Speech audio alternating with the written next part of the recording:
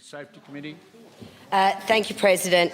I present a report from the Law Reform, Road and Community Safety Committee on the inquiry into drug law reform, including appendices, extracts of proceedings and a minority report, together with a summary booklet and transcripts of evidence.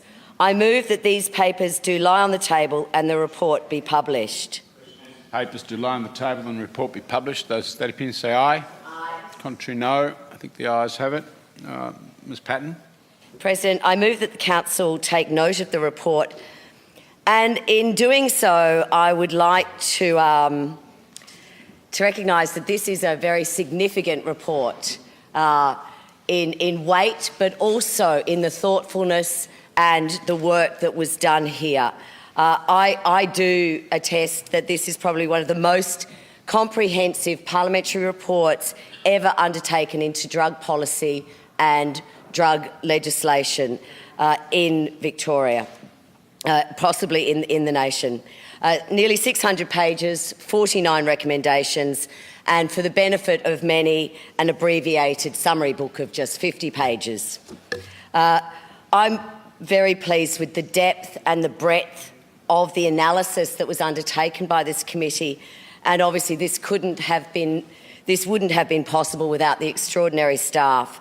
Their dedication and eye for detail, their research skills are really to be commended. So I deeply thank the Executive Officer Yuki Simmons, researchers Raylene de Cruz, Peter Johnson and the Administrative Officer Christiane Andovosky. Thank you. So the key objective of this report was to investigate the effectiveness of drug control laws and procedures in minimising drug-related harms and identify approaches to drug law reform that could be adopted into Victorian law. And I don't think any of us would disagree with that. You know, we hear constantly we can't arrest our way out of the drug issues. Yet, in my opinion, we continue to try. So it's time for a real paradigm shift, and I think this report provides a great pathway for that.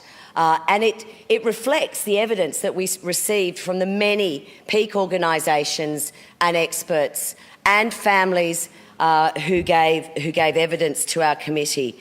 230 submissions, 9 days of public hearings, many site visits, as well as the opportunity to travel overseas, where we could see how other jurisdictions were adopting new approaches to drug policy and new approaches to dealing with the harms of drug use.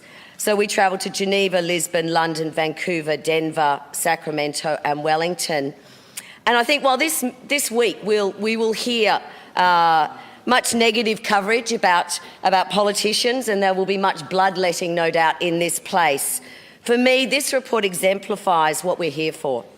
And while I probably would have liked this report to have gone a bit further and been bolder, the committee worked collaboratively, and I'd like to thank Mr Jepp and Mr Khalil in this House, Mr Howard, Mr Thompson, Mr Dixon, Ms Suleiman and Mr Tilley for their thoughtfulness and true collaboration in delivering what I consider a useful report. The overseas travel was, I think, quite unique because the police came with us. So we had this great opportunity to meet with law enforcement around the world to discuss approaches around better law enforcement, better drug policy, and this is reflected in this report.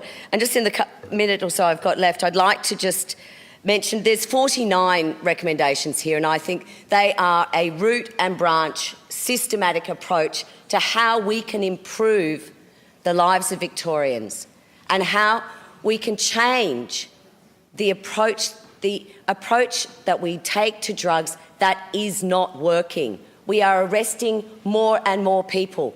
More and more people are dying to drug overdoses. And so we need to change, we need to shift.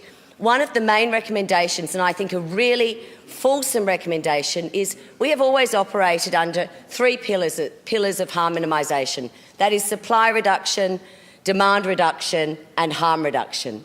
This report recommends that we take on a fourth pillar, and that is treatment, that we separate treatment. And I think no one in our community would deny the need for us as a government and as a parliament to focus on that. We also want to see codification of diversion. So when some kids get arrested and charged with a small possession while other kids don't. And let's not forget, it's the young people that are being arrested under our current drug laws. It's not you or I. This is a war on our children. So I thank all of those who are involved in this, and I hope that we will get a bipartisan approach to taking a smarter approach to drugs in our society. I commend this report. Mr.